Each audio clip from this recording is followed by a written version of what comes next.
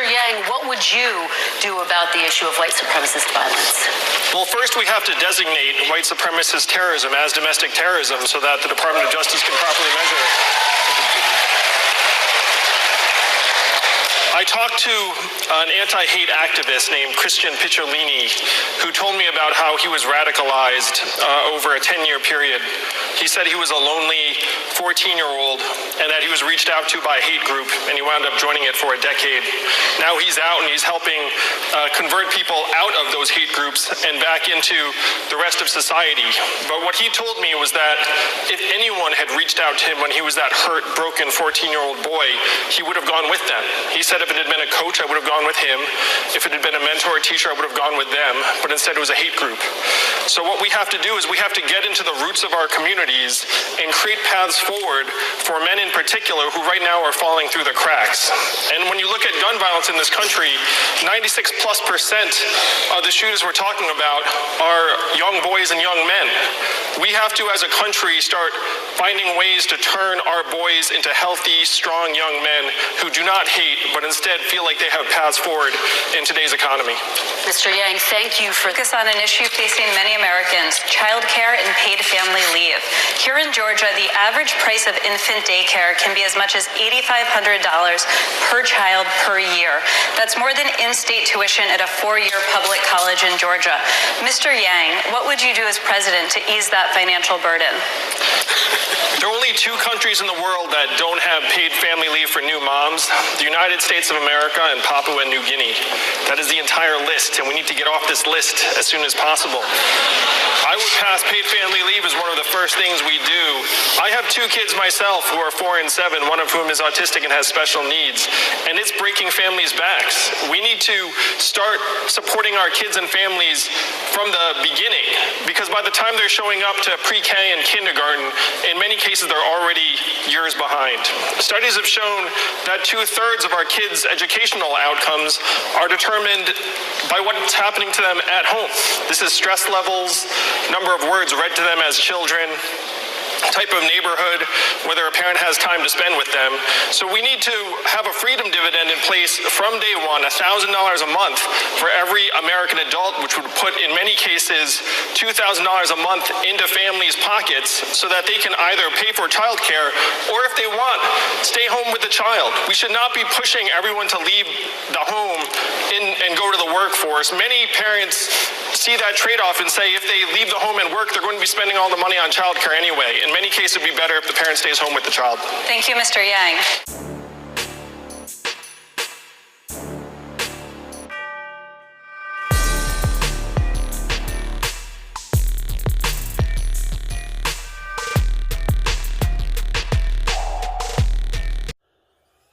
What's up, Yang Gang?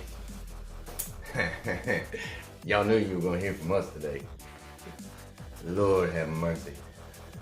It's like, where do I even begin? I've calmed down a little bit about this much from last night. For those of you who follow us on Twitter, y'all already know. Yep. You know how we feel. Flipping tables mad.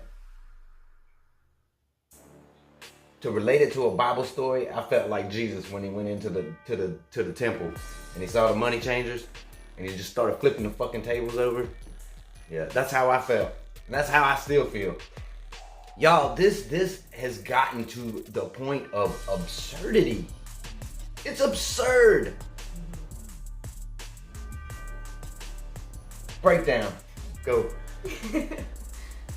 So, I'm sure y'all watched the debates hosted by MSNBC, our favorite news station. So we kind of knew this was going to happen, but we were still appalled when it did happen. He got the least amount of speeding time again. They called on everyone else before they got to Yang at 32 minutes in. So we're going to talk about some of the things he said and our favorite part. And also, on a good note, CNN did call him one of the winners of the debate. For what that's worth. With little speaking time, he did great. He did, because that's how Andrew Yang does. Every time he gets a moment to speak or an opportunity to relay an idea, he crushes it. He knocks it out of the park, y'all. Here's something that we got to do. We must start calling the sponsors of these shows like MSNBC, who are contributing to this Yang Media blackout. Blow their lines up. Let them know how you feel, Yang Gang. Because the only way that we're going to end this Yang Media blackout is if we end it. We have to end it. Us, the Yang Gang. No, they're not. Follow the money. You know, I saw a tweet, somebody was telling me that I need to watch where I'm directing my anger, because I'm directing it at the DNC and at MSNBC at the same time. But the fact of the matter is they're all in bed together. Money follows money. It's just a fact. It's the way our politics, that's the way the swamp is right now. And until you get that money out, these people are going to keep doing what they're doing. We're going to have to be Andrew Yang's voice, because he's got to take the high road. He's got to take the high road. And even he's a little bit ticked off about this. Check out this clip right here. Of speaking time at the debate, and I they was said you probably were at the lead the last. lowest, right? What do you Yeah, think? What do you think is up with that?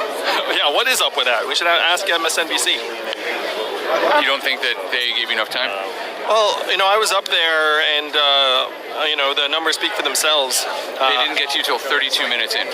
Yeah, it was quite odd. Do you think it's part of a plan to keep you down, or just coincidence? Well, I think that the numbers speak for themselves, and you know, and this isn't the first time that people have had this kind of issue with this particular network.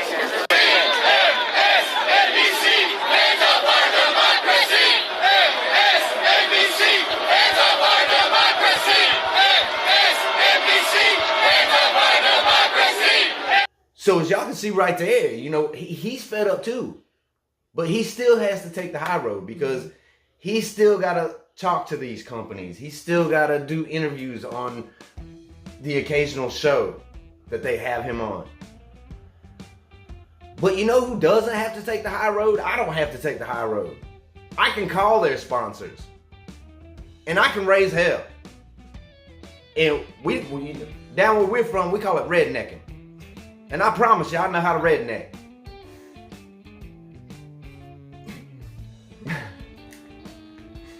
The time for silence is over, y'all. A wave is not quiet. A wave is loud. I don't know if y'all have ever been to the beach and seen a really huge wave coming in. It's loud. So be the wave, Yang Gang. We got to step up. Down on their heads. It's so funny because like Mama Yang Gang gets up and she has the opportunity to go through all the emails, and there's about 25 Act Blue receipts in there. Made our goal though, didn't it? So, one thing that made me mad, which may or may not be stupid, I don't know, because it's just Twitter, but I was watching the trends very closely and tweeting out and everything, and I saw trending Let Yang Speak was in 15th. And I checked back a few minutes later, it was in 11th. And then my sister said something about them removing all Yang hashtags, and I was like, they wouldn't do that. And I went in there and I scrolled through there several times for like 30 minutes, and there was no Yang hashtags anywhere in the trending, even though we know it was trending. Even though we endorsed Andrew Yang yesterday to #1 in the world. Work, Yang Gang. Good job, y'all. And that was still trending at the time, but all of them disappeared. And it took about 30 minutes, and then I noticed they put Andrew Yang trending #9 and put all the hashtags grouped into that. But before that, they were gone. So, yeah. I don't know what happened there, who was blocking it, if people were reporting them as spam. I have no idea. I just thought that was a little messed up. You know what? In the end, it's not gonna matter. What happened in the debates? You know, we really liked the little moment he had with Steyer, which we thought was pretty crazy that Steyer wasn't getting a lot of speaking time either. I mean, he bought his way in there, it's whatever, but he didn't do too bad. And I like how Andrew Yang gave him a little shout out. And then... And Steyer seemed really surprised. Take a look at this clip. For you, Mr. Yang. Thank you. Mr. Yang, you've made a virtue of your outsider status. You've never served in the military or in government. What has prepared you to respond to a terrorist attack or a major disaster? Well, first, I just want to stick up for Tom. We have a broken campaign finance system, but Tom's been spending his own money fighting climate change. And you can't knock someone for having money and spending it in the right way, in my opinion. Thanks, Andrew. No problem. As Commander-in-Chief, I think we need to be focused on the real threats of the 21st century. And what are those threats? Climate change, artificial intelligence, loose nuclear material, military drones, and non-state actors. And if you look up, we're in the process of potentially losing the AI arms race to China right now because they have more access to more data than we do, and their government is putting billions of dollars to work subsidizing the development of AI in a way that we are not. We are 24 years behind on technology. And I can say that with authority because we got rid of the Office of Technology Assessment in 1995. Think about that timing. I guess they thought they'd invented everything. The next Commander-in-Chief has to be focused on the true threats of tomorrow. And that's what I'll bring to the table as Commander-in-Chief. Thank you, Mr. Yang. Andrea? I mean, there you have it. You know who I thought had a show out moment? Cory Booker. Yeah, me too. It was great. Cory Booker went the hell off. And we gotta play that clip. Y'all gotta see this. I thought you might have been high when you said it. and let me tell you, because...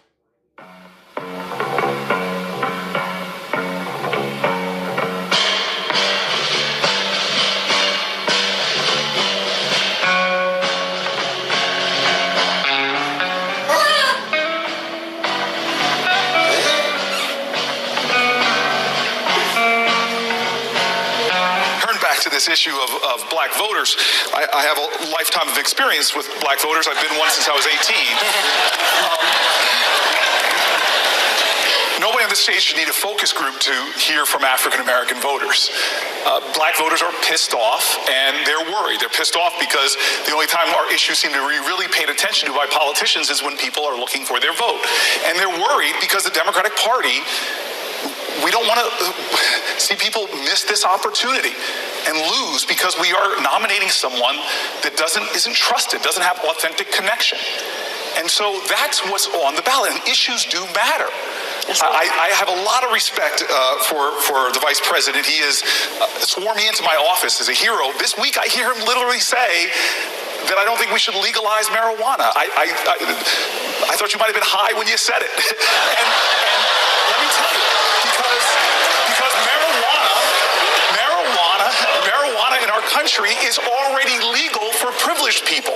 And it's the war on drugs has been a war on black and brown people. And so let me just say this. With more African Americans under criminal supervision in America than all the slaves since 1850, do not roll up into communities and not talk directly to issues that are going to relate to the liberation of children, because there are people in Congress right now that admit to smoking marijuana, while there are our kids are in jail right now for those drug crimes. And so these are the kind of issues that mean a lot to our community, and if we don't have somebody authentically, we lost the last election. Let me just give you this data example. We lost in Wisconsin because of a massive diminution, a lot of reasons, but there was a massive diminution in the African American vote. We need to have someone that can inspire, as Kamala said, to inspire African Americans to the polls at record numbers. Thank you, Senator. So shout out to you, Cory Booker. That was pretty awesome. Yeah. All right, this is why most Republicans never ever switch to the Democratic side, because we see this bullshit that the DNC does and MSNBC and these other fake ass news outlets. And like the questions were so dumb. I mean, even they even asked a question. I don't know if y'all picked up on that. That was just so ridiculous that Andrew Yang actually laughed. Like, he couldn't contain it. He laughed. Chants of "lock her up" are still heard at President Trump's rallies today. Now, some opponents of the president are turning the same slogan against him.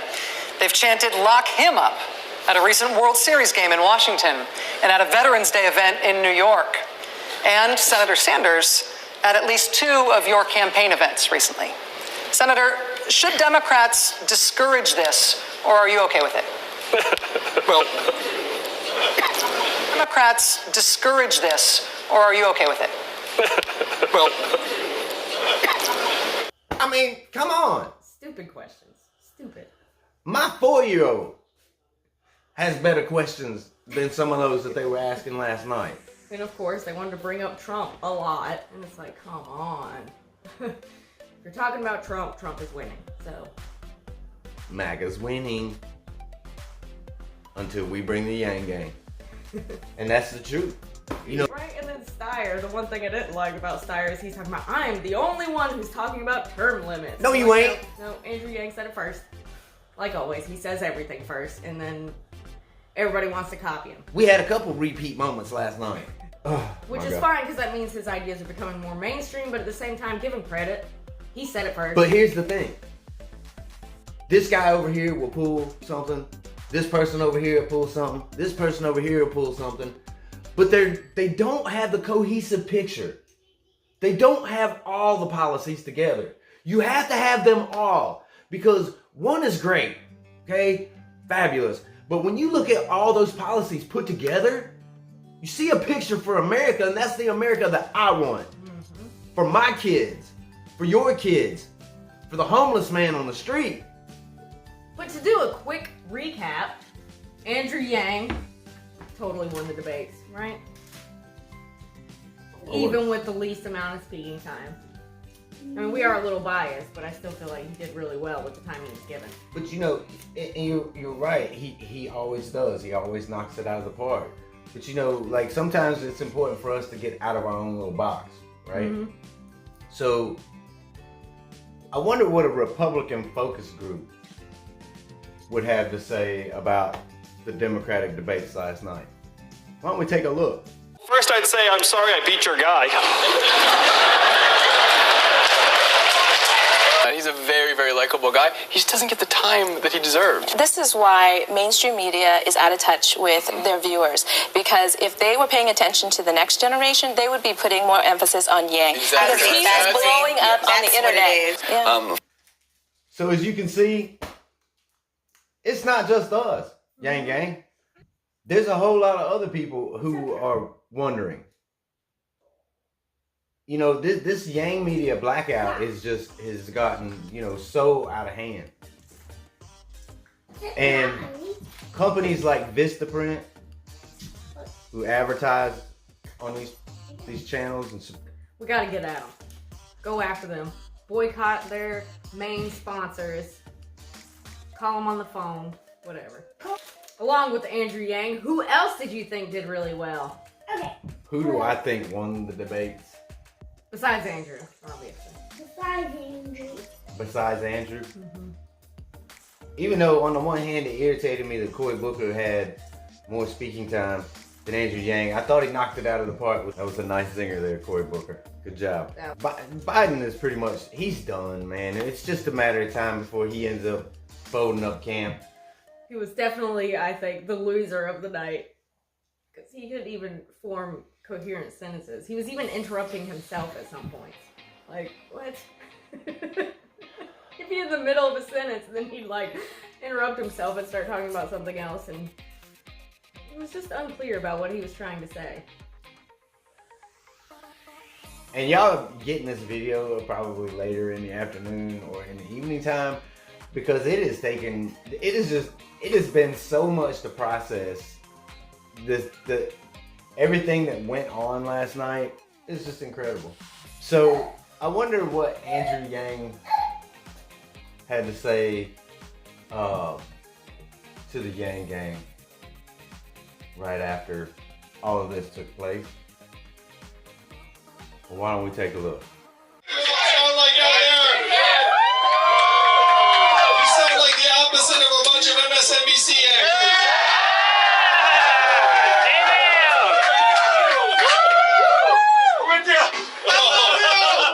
Man, I gotta say, that night, I mean, up here, it felt great, but I gotta say, it felt like, at first I was like, when the hell are you gonna fucking call on me? I had my hand up, I tried to butt in, aggressive, and I was like, oh man, I'll wait till they come to me. And then I'm happy to say, though, I got a ton of positive feedback already that once again, with whatever airtime we get, we break through,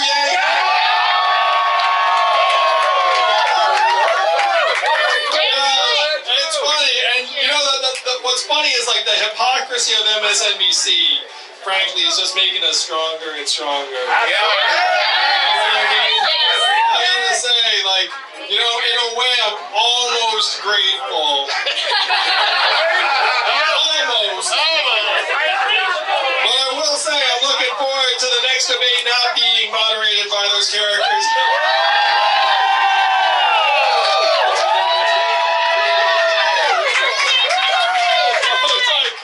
I mean, come on, at least pretend. I really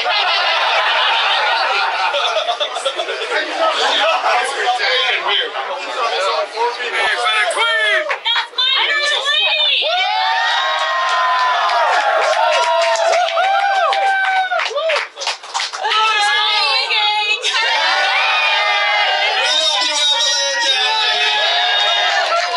Life is so much better with Evelyn on the road. Oh my gosh, it's so much more fun. How many of you thought I was making Evelyn up for a while?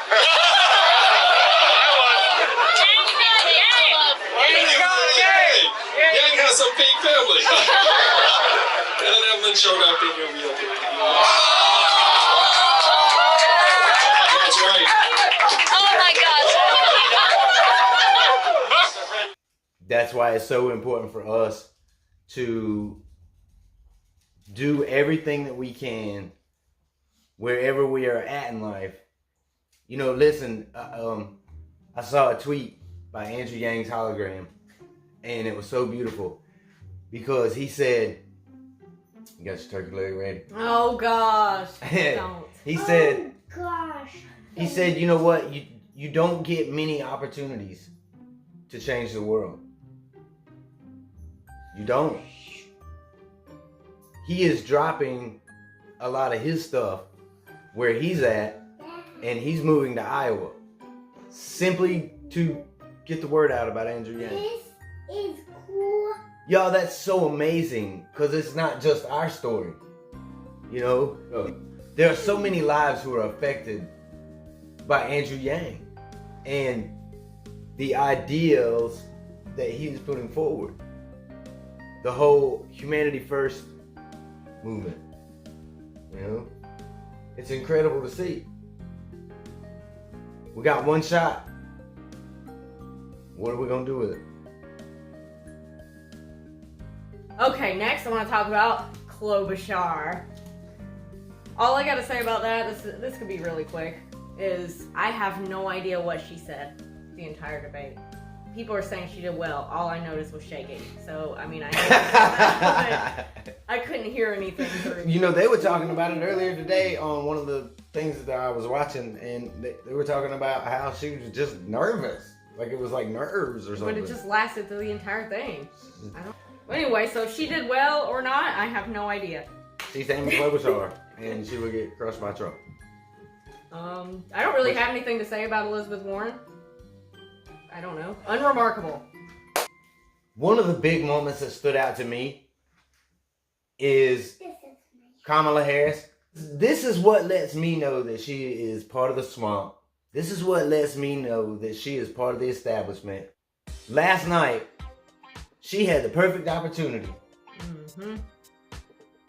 as a woman of color to call out Pete Buttigieg for his hypocrisy that he's got going on in his campaign. And she didn't do it? Are you kidding me? Kamala Harris, what is wrong with you? But the whole fiasco about the African American endorsements that he got that he didn't have. You had the perfect opportunity to call him out and you didn't? You're part of the problem. Yep. I also thought it was amazing that Buttigieg didn't even get asked about that. Other than that, I don't think he said Why anything would they? remarkable, did he? No. He didn't do anything. I don't see how he could be at the top of the polls of anything, but we all know the polling system's Rigged. Bernie, he did okay. I like Bernie. I don't know, man. He's just he does all that. It's great. I love his It's like, well, I wrote the damn bill. I mean, that always makes me laugh. And I notice a lot of Bernie supporters say this too, that Bernie came up with Medicare for All, and he wrote the bill, and he is the one. He's the only one who can call it that because he wrote it. But he wrote that bill specifically. The truth is, there's a few other countries. They're already doing it. They're already doing it, and they named it Medicare for All when they did it years and years ago. So, I mean, anybody could say Medicare for all. Right. It's just a statement saying healthcare for all. Medicare, because that's what we call it. So, Medical care. Yeah. Medical care for all. So, but it was still funny. Whatever. Best line of the night goes to Andrew Yang. Man, that answer when they asked him what he would say to Putin. Which is a dumb question, but he answered it perfectly. That was a great answer. Check it out. Mr. Yang, if you win the 2020 election, what would you say in your first call with Russian President Vladimir Putin?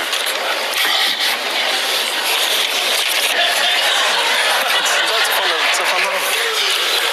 Well, first I'd say, I'm sorry I beat your guy.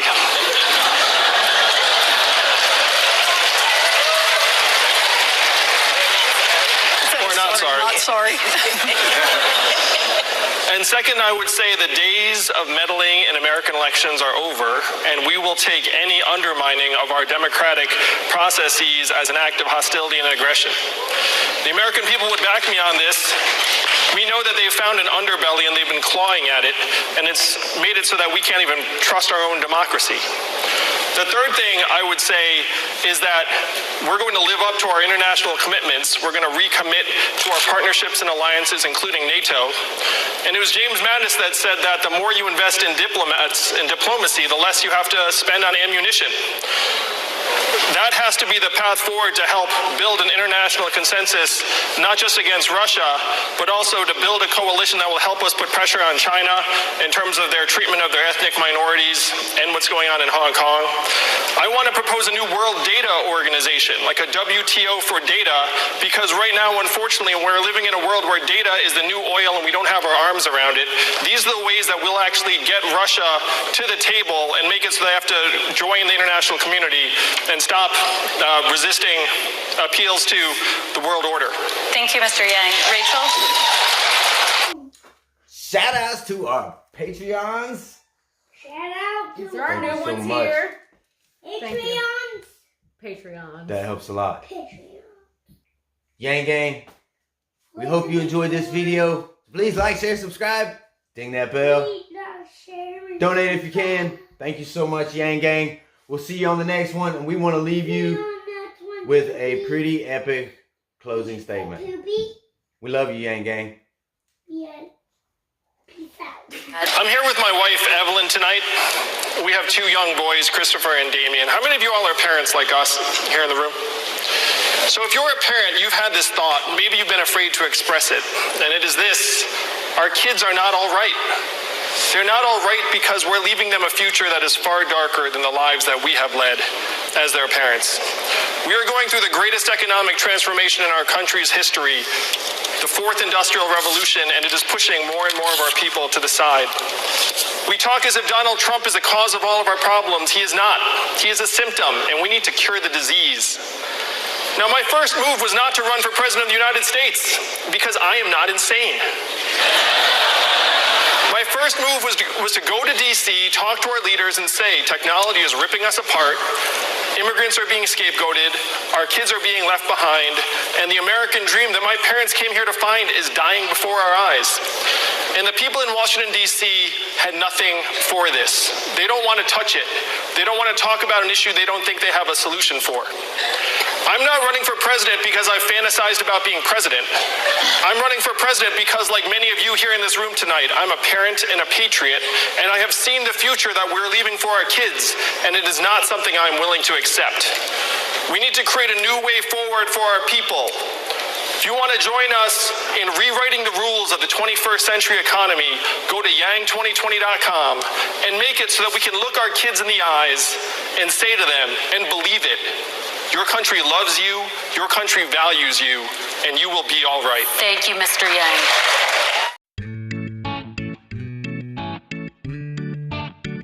And That's what I was that's trying how to we do. We're the sidetrack people. Oh, I don't know. And, you know, I think she, you know, they would. We need to start that all over, bro. Yeah. You. Poop.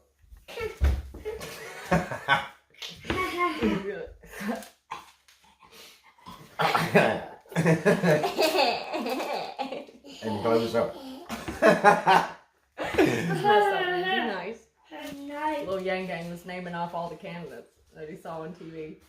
On TV. Show on TV. Oh my. Subscribe. Elizabeth Warren. Ding that bell. Even you, Elizabeth Warren. I wish Elizabeth Warren would subscribe to our channel. Maybe she does. Ding. No. Yeah, let's do that.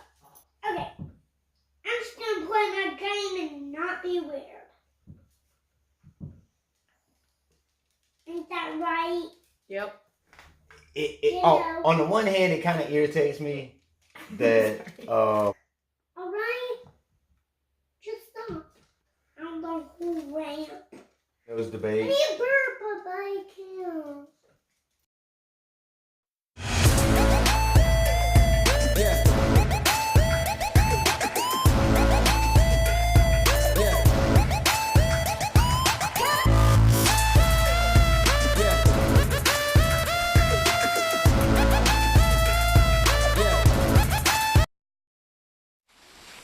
Yummy, yummy, yummy, yummy, yummy. Oh, ew.